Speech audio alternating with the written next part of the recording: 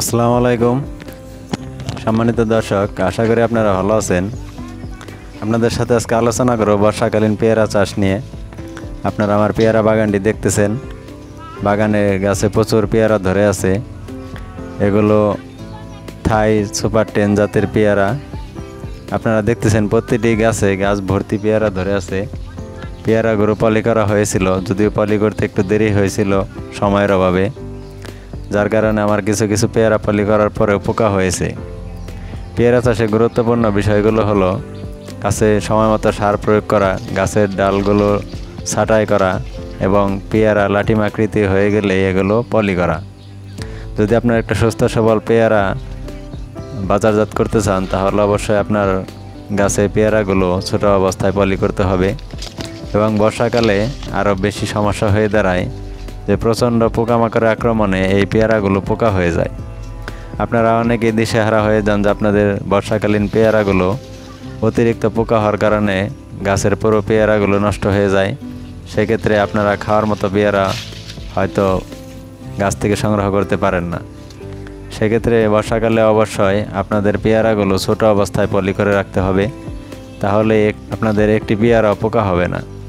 আপনারা দেখেছেন কিছু কিছু আমার একটি গাছ একেবারে শুয়ে পড়েছে। এই গাছটি প্রচণ্ড বৃষ্টি হওয়ায় গোড়া নরম হয়ে গিয়েছিল, গাছে প্রচুর পেয়ারা থাকাতে গাছটি পড়ে গেছে। আপনাদের গাছগুলো যদি ছোট হয়ে থাকে, প্রচুর পেয়ারা ধরে থাকে, অবশ্যই বর্ষার সময় গাছে একটি খুঁটি দিয়ে রাখবেন, যাতে গাছটি বৃষ্টির সময় বা পেয়ারার ভারে পড়ে না যায়। আপনারা দেখতেছেন আমার পেয়ারা গাছে প্রচুর পেয়ারা ধরেছিল।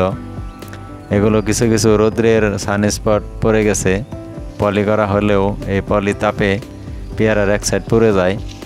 সেক্ষেত্রে আপনাদের বর্ষার সময় গাছের ডালপালা কম ছাঁটাই করবেন, যাতে পেয়ারার মধ্যে সরাসরি প্রচণ্ড রোদ না লাগে। আপনারা দেখতেছেন প্রতিটি গাছে অনেক পেয়ারা ধরে আছে। আমার পেয়ারা গাছের ডালগুলো পেয়ারার ভাগে ভেঙে পড়েছে।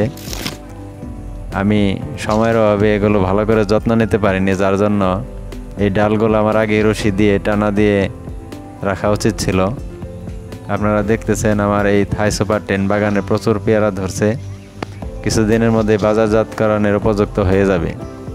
দর্শক, আপনারা যদি পেয়ারা চাষ করতে চান বা করে থাকেন, তাহলে ভিডিওতে যে বিষয়গুলো আলোচনা করে সে বিষয়ে অবশ্যই খেয়াল রাখবেন এবং আপনাদের গাছের সময় মতো পরিচর্যা করবেন।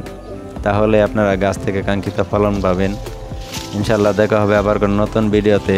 আপনারা ভালো থাকবেন, সুস্থ থাকবেন এবং আমাদের চ্যানেলটি সাবস্ক্রাইব করে আমাদের সাথেই থাকবেন। আসসালামু আলাইকুম।